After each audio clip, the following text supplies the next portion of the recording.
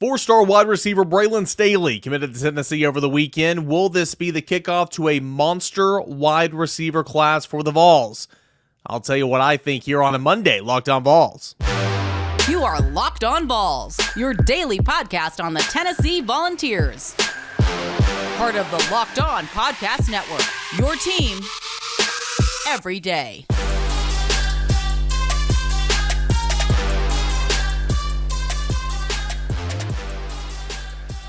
Good Monday morning, everybody. Welcome into it. Locked On Vols, your first listen each and every day. At Locked On Vols on Twitter and at _Caner. I am Amari Kane. Appreciate you guys for making Locked On Vols your first listen here on this Monday morning and every single day. We're a part of the Locked On Podcast Network. That is your team every single day. And today's episode is brought to you in part by FanDuel Sportsbook, official sportsbook of Locked On. Make every moment more by visiting FanDuel.com/LockedOn today to go ahead and get started. Appreciate you guys for being here today. Got a loaded show here on a Monday, and a quick note, we'll have Twitter Tuesday tomorrow. We will have a show tomorrow on the 4th of July, so I'm gonna go ahead and get in those Twitter Tuesday questions for me by sending them in at _Caner at Locked On Vols, and by leaving a comment on the YouTube channel on the video if you can, if it's easier to do it that way. Anything you guys have on Tennessee football, recruiting, baseball, basketball, any questions, we'll get them in there for the Mailbag edition of the show. That is coming up tomorrow. Today's show, we got a big one. We're going to talk about Braylon Staley, his commitment, what's that mean for Tennessee. We're going to take a look at the 2023 Tennessee football schedule and kind of rank it in terms of easiest, not necessarily 1 through 14, but we're going to compare it to some of the other SEC programs in terms of strength of schedule here for the 23 season. And then kind of on that, what's the third toughest game for Tennessee in 2023?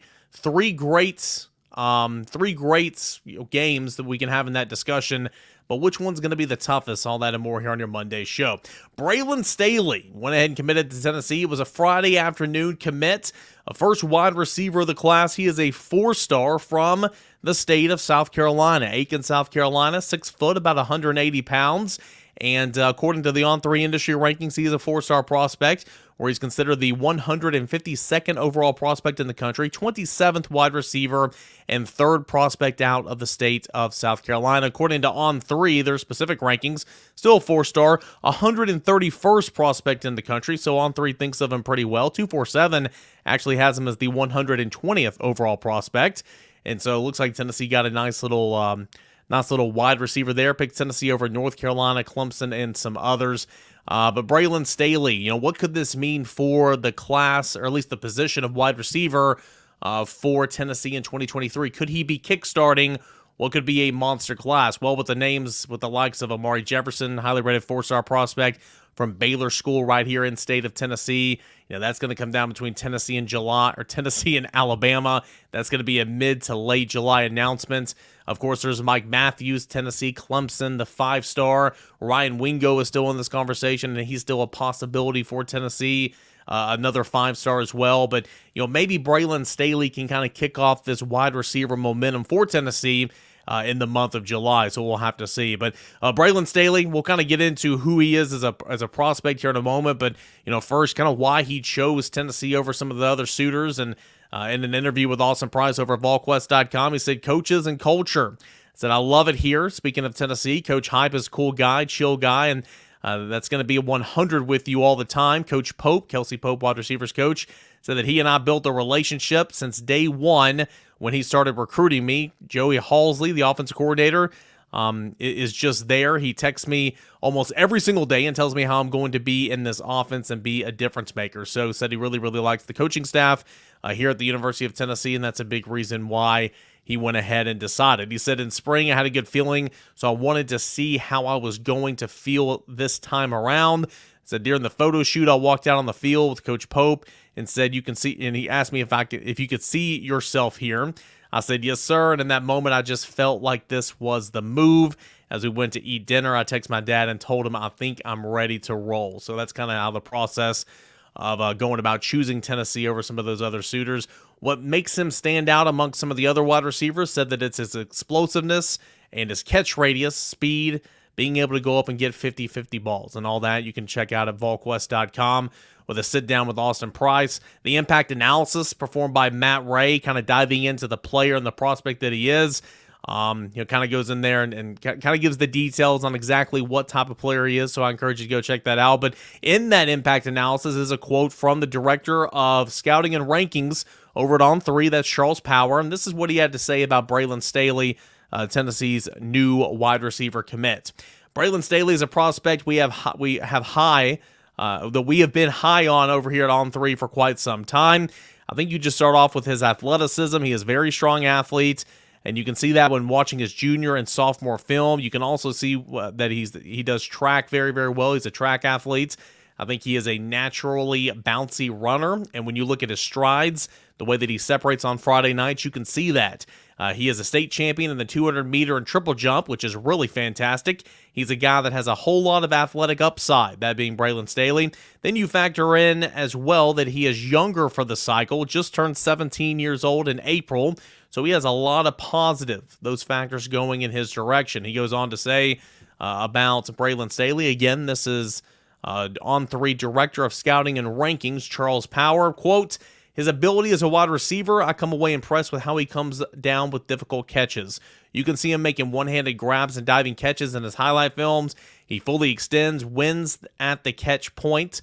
I think the combination of that and his ball skills has really been impressive. He has a lot of things going for him. Just projecting Braylon Staley in Tennessee's offense, I think he fits what Josh Heupel likes in a wide receiver, and I think he is a guy, if you split him out, he's going to win those one-on-one matchups. He's a good athlete that can change directions, and he can win at the catch point. I think he will be a strong fit in Tennessee's offense and bring a lot of vertical ability to the table. So Tennessee has its first commit at wide receiver, and that is Braylon Staley. So what is next for Tennessee? Of course, some of those names I already mentioned. You got 5-star Mike Matthews, Tennessee Clemson. You got 5-star Ryan Wingo. You've got Amari Jefferson, highly rated 4-star. In-state guy, Tennessee baseball commit, mind you, from Baylor School. That's Tennessee, Alabama. You also have 4-star Cam Michael, who's also in play at the position for Tennessee. So you got Terrell Anderson as well, who took an official visit here a couple weekends ago, the last weekend of those June officials in the month of June. So anyway, that's kind of a little bit of background on the wide receiver spot in this class, the newest commit, that is Braylon Staley, and what could come from this class for the University of Tennessee. You look at this class overall, thought I had this pulled up. Let's go ahead and pull this up. Tennessee sits here at 12th in the country for the class of 2024, and you have 15 overall commits. So this class is really starting to take shape here. If you remember, before Tennessee kicked off against Ball State in 2022, Tennessee's class had 21 commits, and it was pretty much done. You added a few in the fall, sure, but the heavy lifting was done, and that's where Tennessee's trying to get back yet again. And you got 12th in the country, according to the industry comparison of the commits over here at On3. Tennessee's 12th. Tennessee is 5th in the SEC, and, of course, it's led by Jake Merklinger, 4-star quarterback, Jonathan Eccles, 4-star tight end, Caleb Beasley, 4-star cornerback. Now Braylon Staley is up there under those three guys as some of the highest rated prospects in this class. So Tennessee got a good one on Friday, and we'll see if it can jumpstart the recruiting, or at least not the recruiting, but maybe the commitments for that wide receiver position for the University of Tennessee. That was the biggest news over the weekend, in Tennessee regards, Tennessee football recruiting regards, because that commitment came in on Friday afternoon, and we'll call it about 4:15 Eastern time. Let's take a look at Tennessee's schedule in 2023 and compare it to some of those other schedules across the SEC. Tennessee plays Georgia and Alabama every single year, so you know it's always tough, but with that non-conference game in there with Virginia as the opener, UTSA, what are those compared to the likes of Florida and Georgia, Alabama, and the other SEC teams? We'll come back and we'll discuss that right here on Locked On Vols. But hey, before we get into that, I'll remind you guys about our proud sponsors over at FanDuel.com. And it's baseball season as well. Shout out Atlanta Braves, 8 All-Stars, am I right? Take your first swing at betting MLB on FanDuel, and you can get 10 times your first bet amount in bonus bets. That's up to $200. That's right, just $20 and you'll land $200 in bonus bets, win or lose. That's $200 back that you can spend everything from the money line to the total, hit that over, hit that under, to who you think is going to have the first home run of the ball game, or the first double, or the first hit, or the first strikeout, Whatever the case may be, you can get it all at FanDuel Sportsbook. It's all on an app that is safe, secure, and super easy to use. Plus, when you win, you get paid instantly. Don't have to sit around and wait for your payout. No, you get it instantly at FanDuel Sportsbook. There is no better place to bet on MLB than at FanDuel. It's America's #1 sportsbook. So sign up today. Visit FanDuel.com/lockedon and get up to $200 in bonus bets. That is $200 in bonus bets at FanDuel.com/lockedon. FanDuel, official partner of Major League Baseball. Segment number 2 of a Monday show. This is Locked On Vols, your team every single day. Don't forget about your mailbag edition of the show. July 4th edition of the show. That is coming up tomorrow, so get in your questions, comments, any of those that you have. As soon as you listen to the show, tweet me. You can find me on YouTube as well. Any questions for the Mailbag show? Okay, so let's look at Tennessee's 2023 schedule. Let's compare it to that of the SEC, of the other teams in the SEC. Not going to lie, and you guys know this as well, Tennessee, all things considered, knowing that you still play Georgia and Alabama every year, knowing that you still play an SEC schedule, all things considered, a little bit of a lighter schedule, at least for the non-conference, right? I understand everybody wants to talk about UTSA, and I agree. You can't just sleepwalk through that game or you'll get beat. They have a high-powered offense. They do return a lot of those guys on offense, even though they lost their best wide receiver. But still, that's going to be a game at home that Tennessee, I don't think, will struggle with. But again, you can't just sleepwalk through that game. At the end of the day, and again, that's why you play the game. I get that. But I mean, you're bigger, you're faster, you're stronger. You got the home field advantage, all that type of stuff. Tennessee's going to beat UTSA. But you got Virginia in the opener, neutral side game that's going to be a home game in Nashville for Tennessee, essentially. That doesn't scare you whatsoever. Austin Peay in week 2. Excuse me. That doesn't scare you at all. I mentioned that UTSA game after Florida, who we'll talk about here in just a moment. That's going to be a game that you got to get up for sure. And then your homecoming game is going to be against UConn in November. So the non-conference slate is not as daunting as it has been in years past. We'll just put it that way.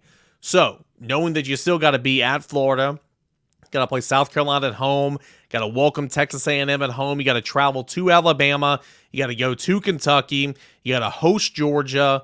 You know, where does Tennessee's schedule strength-wise kind of match up against its peers in the Southeastern Conference? Well, full disclosure, I saw this article over at CBSSports.com. Barrett Sallee does an awesome job, and he kind of talked about this a little bit. And he has Tennessee positioned 6th in terms of toughest schedules in the SEC for 2023. This is what he says about Tennessee. Tennessee has to face Georgia and Alabama every year, so that isn't a surprise. This season, the road trip to Tuscaloosa will be all about revenge for the Crimson Tide, so buckle up for that one. However, the matchup versus Virginia in the season opener isn't exactly scary, and the Volunteers have Texas A&M as their rotating cross-divisional game. There will be pressure on Coach Josh Heupel after last season's success, but the strength of the slate is par for the course for the Volunteers. And that's what I kind of want to get at here. He brings up a great point. There will be pressure. There's always pressure at Tennessee. There's always pressure if you're a head coach anywhere, especially in a market that cares about Tennessee sports as strongly as the Knoxville market and the Tennessee fan base and everything. So there's always going to be pressure. But when you look at, coming off a 10-win regular season, there's going to be pressure to do that again and to get close to that. And of course, you're losing your quarterback in Hendon Hooker and the Biletnikoff Award winner Jalen Hyatt and Cedric Tillman, who was a 1,000-yard receiver 2 years ago. And top 10 pick at offensive tackle in Darnell Wright. Your best pass rusher in Byron Young. Your leading tackler in 2021 in Jeremy Banks. You're losing a lot of productive pieces, right? But that's par for the course in college athletics, right? There's turnovers every single year. But there's going to be pressure there for Josh Heupel because you saw what you could do. Now can you do it again? And seeing this schedule and again, I don't want to say anything is ever an easy game because it's not, but it is an easier non-conference slate. I think that bodes well for Tennessee this year for Josh Heupel. You don't have to go on the road in week 2 to a nationally ranked Pittsburgh team and try to beat the Panthers, right? That's not on the schedule this year. You got some other tough games, but that's not on the schedule. So I agree there with Barrett Sallee, and I think that this schedule kind of bodes and works well for Tennessee. Now, let's look at some of the other schedules around the SEC. Again, Tennessee still has to play Georgia, still has to play Alabama. I mean, you're still playing the SEC schedule, and you're still playing the 2 toughest teams in the conference every single year. Again, that's no surprise. Tennessee welcomes A&M, and I don't know what to think about A&M. We'll talk about more of the Aggies in segment 3, but they could be a disaster, or they could be undefeated coming into Knoxville. Because again, that's semi-early. That's about midway, or really that's early in the season. That's going to be game 6 for Tennessee. So almost midway through the year. Could be a complete disaster or could be humming, right? So that's going to be interesting. But when you look at the other teams, he rates Florida number 1 in terms of toughest schedule entering the season. Of course, Florida has got to play Tennessee, and that's going to be tough. Florida opens on the road at Utah, who just, of course, won the Pac-12. You finish the season against Florida State, who's been the offseason darling, all right?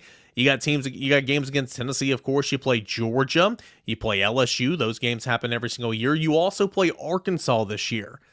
Man, it's going to be an intriguing year for Billy Napier. Year number 2 is going to be you're going to be trying to show the organization, show the program and the university that you got the team going in the right direction. But that is a tough slate. There's no ifs, ands, buts about it. Look at Ole Miss, who he has at number 2 in terms of toughest games. You play Alabama, of course. You play them every single year. You play Georgia this year as well. You got a tough game against Tulane in the non-conference, who just took down USC in the Cotton Bowl. But again, that's a conversation for another day in terms of bowl games nowadays, especially with the opt-outs and all that. Ole Miss has got a pretty challenging slate, of course. South Carolina, this is an interesting one as well. You got to play Georgia. You got to play Tennessee. Those are SEC East opponents, okay? You open with North Carolina and Heisman, maybe front runner by the time the season rolls around, if not right now. I know Caleb Williams is still playing college football, but you got the Carolina Tar Heels and Drake May. That's going to be a challenge out of the gate. And oh yeah, South Carolina always ends the season with Clemson. That's going to be a tough game as well. Those 2 games bookend what has to come in the SEC against Georgia and, of course, Tennessee. So that's going to be a challenge as well. You look at teams like Kentucky, though. Kentucky's ranked 9th on this schedule. And Kentucky could start the season off 4-0. Look how easy this non-conference schedule is. First 4 games of the season for Kentucky. Ball State, that'll be a W. Eastern Kentucky, that'll be a W. Akron, that'll be a W. And Vanderbilt, that should most certainly be a W. So don't buy into the false hype of Kentucky early in the season when they're putting 40 points, 45 points, and just beating the brains in against some of these easy teams. That slate, of course, is going to get tougher, and it might work out well for Kentucky as well to kind of ease this new quarterback and Leary into that system and kind of get things back rolling a little bit. So those are some of the games, those are some of the teams, at least, that really stand out to me. I mean, Auburn's slated 1 spot ahead, according to Barrett Sallee, at number 5, right in front of Tennessee at number 6. They've got a tough game to begin things off. Or a tough game against, I don't think it's week 1. I don't have the schedule in front of me, but they do have a Power 5 non-conference game at California on the road. They do draw Vanderbilt, but of course they got to play Alabama, they got to play LSU and the rest of the SEC West.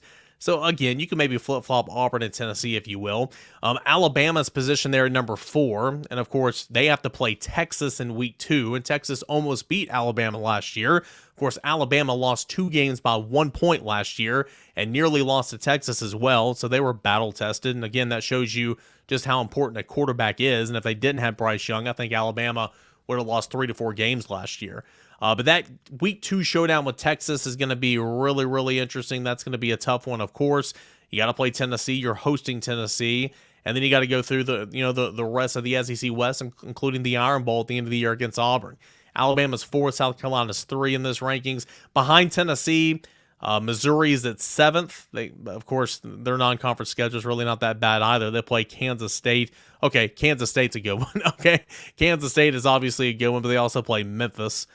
Memphis is, you should beat Memphis, but again, it won't be a walk in the park, as Barrett Sallee kind of phrases there. And of course, what does Missouri look like? Memphis very easily could win that game. I don't want to say easily, but what does Missouri look like, especially at the quarterback position? LSU's schedule is not to believe to be much to be tough in 2023, outside of playing the conference slate, of course. You have games against Grambling, Georgia State, and Army. So that's not very daunting. We mentioned Kentucky. Arkansas slate's not horrific. They do got to play BYU in week 3. You got Ole Miss, you got LSU. Let's see here. Yeah. And then A&M, we mentioned A&M, one of A&M's toughest, let me see if I can say A&M one more time. One of A&M's toughest opponents is going to be at Tennessee in week 5. Vanderbilt's at 12th. Mississippi State is 13th. And then coming in the rear, coming in the cellar is Georgia. And Georgia certainly does not have a hard schedule. Got to play an SEC schedule, I get it, but this is what Barris Lee has to say about Georgia. The Bulldogs are on a quest for a three-peat, and if they don't make it to the college football playoff, the season has to be considered a disaster, and I would agree with that wholeheartedly. Their only Power 5 non-conference matchup that's tough, that you can consider as tough, would be rival Georgia Tech.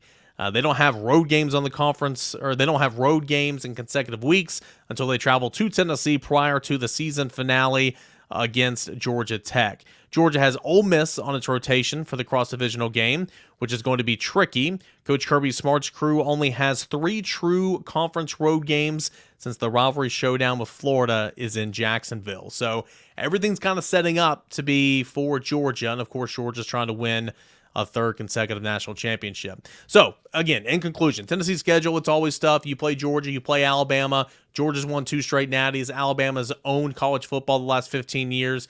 You got those 2 games on the schedule. We'll see about A&M. We'll see exactly who is A&M when A&M comes to Knoxville. But the Virginias, the Austin Peas, the UConns, and the UTSAs make things a little bit easier for Josh Heupel in year 3 in a quest to get back to double-digit wins. 3rd toughest game. We know Tennessee's toughest games will be against Georgia and Alabama. What about that 3rd toughest game on the schedule? This was a really good question posed in the Mailbag podcast for the VolQuest podcast last week. I want to bring it on to this show. That's coming up next right here on Locked On Vols. All right, we got a final segment left here of this Monday edition of Locked On Vols. Hope you guys really enjoyed your weekend. Hope you guys have a safe and fun 4th of July Tuesday. Maybe some of you guys are on an extended, long weekend, taking advantage of that holiday on Tuesday. I know that I always tried to do that a little bit when I worked in radio.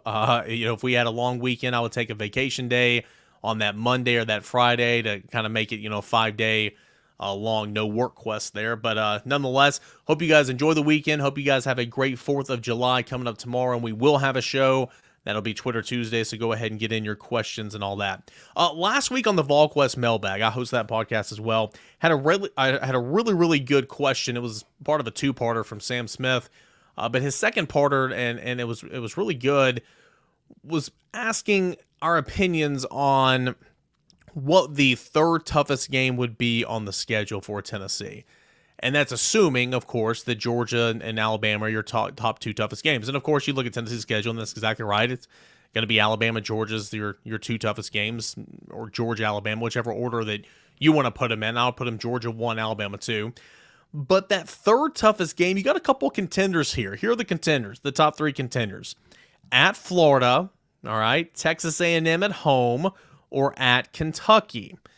You can make the case for each one of these programs to be the 3rd toughest games. Let's kind of go through these one by one, and I'll tell you which one I believe will be the toughest game.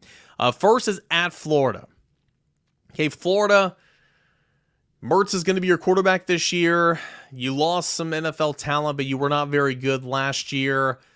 You still have talent. There's a reason why Billy Napier is recruiting as high as he is right now, because if you're the head coach at Florida, you should never not be top 10 in recruiting and top 2 or 3 in the Southeastern Conference. It's just a gold mine in the state of Florida. And if you do what you're supposed to do and lock down the state with its top prospects, you're going to get those to go to Gainesville.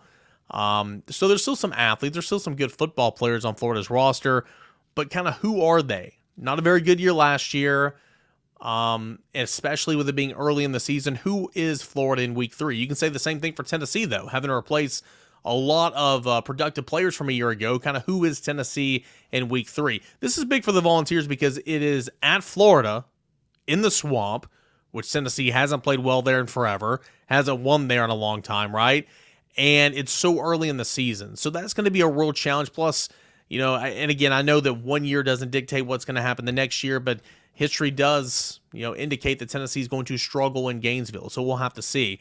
That's going to be, that's choice number 1 at Florida. Then you have A&M. A&M, who's going to be your quarterback? Are you settled there? Plus, what's this offense going to look like with Petrino and, of course, Jimbo Fisher? Who's going to be calling plays? Who's going to be game planning? When things go rough on the sideline, who's going to, shout over the other? I mean, this has potential to be great if you're Texas A&M. it also has potential to be a complete disaster. And you're going to have enough of a sampling size by the time A&M comes to Knoxville to kind of figure out which one of the two you are, or which one you're trending towards. Okay, this is going to be game number 6 of the season. And for Tennessee, you get this at home and you get this off a bye. So I think this is why this would come in at number 3 for me. But A&M still good players on the roster. It's been a disaster a little bit the last couple of years, but can Jimbo figure that thing out? A&M has the potential to surprise some people this year. I'm not going to believe it, but they do have the potential to surprise some people this year. And then you have Kentucky. Kentucky has upgraded tremendously at the quarterback position. You went from Will Levis, who was getting first-round love, top 10 love, number 1 overall draft pick love, and of course he ended up going in the second round. I get that. We're not going to talk about that with the Tennessee Titans. What an abysmal decision to draft him. However, he had that potential, and I get it. You look at him. He's got the physique of an NFL quarterback. He's got the intangibles. He's got the arm. I understand all that. However, you upgraded tremendously if you're Kentucky at the most important position in all sports, and that's quarterback. Devin Leary took a step back in 2022. I recognize that. But in 2021, Devin Leary was one of the best quarterbacks in the country. Was being talked about in the conversation with the top 5 quarterbacks in the country entering last season. You upgraded tremendously at the quarterback position. Can you block for him? Had to go get some transfer portal help big time in the offensive line, okay? Can you protect him? What's that running back room look like after losing Smoke and, of course, Chris Rodriguez, all right? Can Dane Key and can, oh crap, I'm blanking on the other guy. Barry and Brown, there you go, the in-state native here from Tennessee. Can they carry your offense? Or is that enough explosive playmaking ability for Leary to get the ball to? And what's that front 7 look like for Kentucky? Stoops always builds his best teams around the line of scrimmage, but you lost some talent there. So, and it's at Kroger Field. It's at Kentucky. It's a little bit later in the season. It's late October, right before Halloween. And Tennessee has played some of its closest games at Kentucky in recent memory. So those are the 3 games, if you kind of break them all down. How I would rank them would be at Florida, number 1, at Kentucky, number 2, and then Texas A&M at number 3. And again, I think all 3 of those pose big threats for Tennessee. Those are all swing games, in my opinion. You can sit here and say, well, Florida sucks. I get it, but you're going on the road early in the season. Okay, that's going to be a challenge for Tennessee. And again, I don't like saying, well, history this, history that, but here I am. Let me talk about the other side of my mouth. Talk out the other side of my mouth. Tennessee doesn't play well in the swamp. Can Tennessee play well in the swamp in 2023? We will see. I will take Florida. Plus, that's a tone setter for the season. That is a big-time tone setter for the season for Tennessee. That would be my choice as the 3rd toughest game on Tennessee's schedule behind Georgia 1, Alabama 2. It's going to be at Florida. The other team in this conversation I would say would be at Kentucky. For all the reasons I just mentioned a moment ago, they have gotten better, in my opinion, than this year. Plus, it's going to be on the road. And what does Tennessee look like the week after it plays at Alabama? That is a tough 2-game swing. You are at Alabama on October 21st. Then you're in Lexington the following Saturday on October 28th. That is a tough 2-game stretch. And then because of all the unknowns about A&M, I'm going to have them 3rd here. It is at home, and you are coming off a bye week. So you can get rested up, you can game plan, all that type of stuff. That is big. And if memory serves me correct, I believe A&M is playing Alabama the week before. Yes, and Alabama is hosting, or actually Alabama's traveling too, so A&M is hosting Alabama the week before going to Tennessee. So that's going to be a challenge as well, and that's another reason why I have the A&M game kind of 3rd in this conversation. So who is Tennessee's 3rd toughest opponent in 2023? I say at Florida. You got Georgia at home, at Alabama, then I say at Florida. What say you? It's a really good question and great topic of conversation for you at work today around the water cooler or on that lunch break. That will do it here for this edition of Locked On Vols. Can't thank you enough for being here. Everydayers, love you guys. Thank you so much for following the show, building the show, molding the show, and growing the show. And you can grow the show, help the show grow by subscribing to Locked On Vols on the YouTube channel and wherever you get your podcasts. It's Apple Podcasts, it's Spotify, it's Google, it's Odyssey app. Wherever you get the show, please subscribe and follow. Rate me 5 stars on Apple Podcasts. Leave a positive review. That helps the show more than you know. Twitter Tuesday, Mailbag Edition. That's coming up tomorrow. Get me in those questions as soon as you can. I'll have a show for you guys on the 4th. Appreciate you guys, and we'll talk again tomorrow. This is Locked On Vols.